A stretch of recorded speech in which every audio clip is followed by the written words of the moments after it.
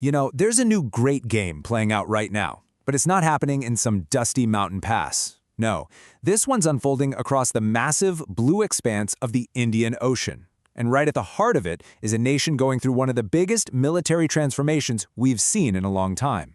So today, we're going to dive deep into India's incredibly ambitious naval future and what it all means for the rest of the world. All right, here's how we're going to break it all down. First, we'll set the stage with the why of it all, the new great game. Then we'll get into India's high-tech response, actually meet the new ships, look at the crazy tech that ties it all together, and finally, see how this whole thing fits into India's much bigger global plans.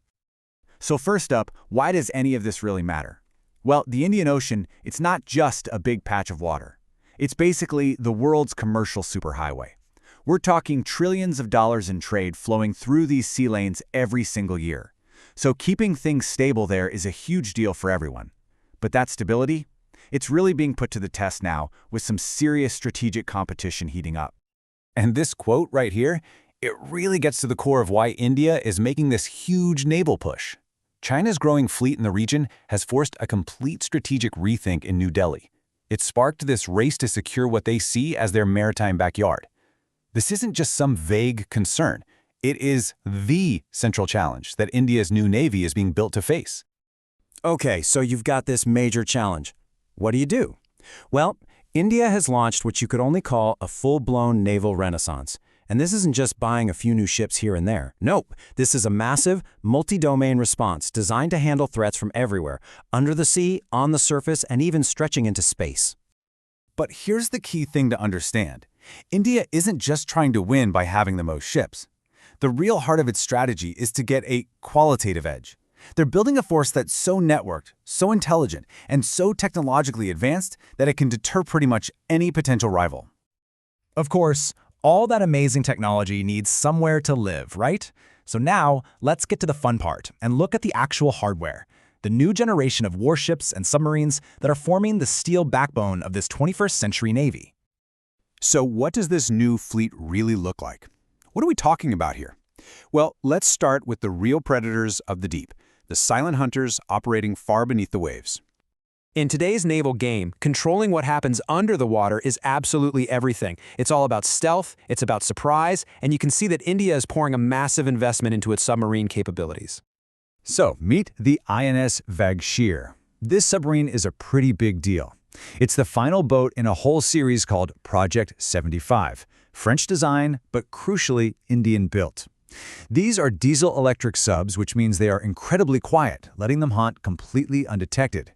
You pack them with advanced sensors and weapons, and suddenly India has a much sharper edge in underwater combat.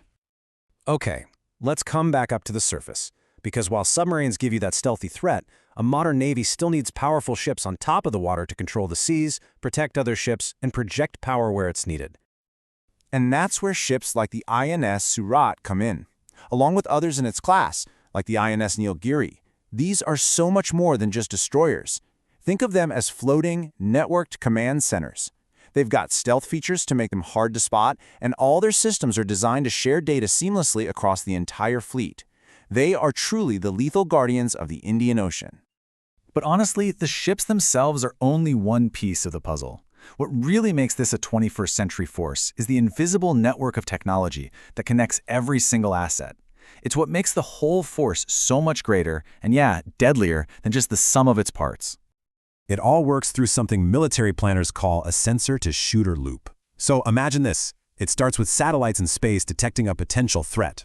Instantly, AI analyzes that data. At the same time, advanced cyber defenses are protecting that entire network. And finally, unmanned systems, drones, can be ordered to act on that threat. It creates this devastatingly fast and precise chain of events. And this isn't science fiction. It is happening right now. India's Defense AI Council has a dedicated budget of 100 crore rupees every year, just to fund projects that weave artificial intelligence into absolutely everything, from surveillance to autonomous weapons. Now, if you have a totally networked force, cybersecurity becomes one of your biggest vulnerabilities. So India is adopting what's called a zero-trust model. Basically, it assumes the network is always at risk. It's constantly verifying every single user and device, which makes it way harder for cyber attacks to get into those critical systems. And then, of course, you've got the drones. The unmanned force plan is moving fast. They're aiming to have a pretty significant force of 30 to 50 combat drones in the air by 2025. I mean, that tells you exactly where India sees the future of warfare heading. So this military buildup, it doesn't just exist on its own. It's really the sharp end of a much bigger national strategy, one that combines a really dynamic foreign policy with ambitious economic and industrial goals, all designed to reshape India's place on the world stage. And the guiding idea behind all of this is Atmanirbhar Bharat, which basically means a self-reliant India.